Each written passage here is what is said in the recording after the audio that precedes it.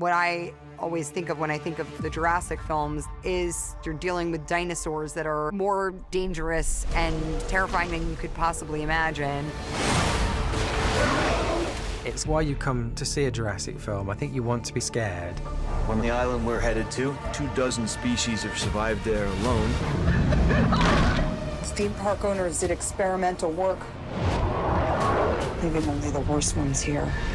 Jurassic World Rebirth is about a special ops group that goes on a clandestine mission to recover blood samples from 3 different types of dinosaurs. If we get this DNA, millions of lives are saved. There's this sense of urgency about it. Let's go.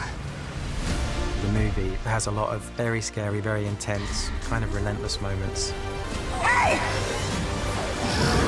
It is a thriller. You are trapped on this island.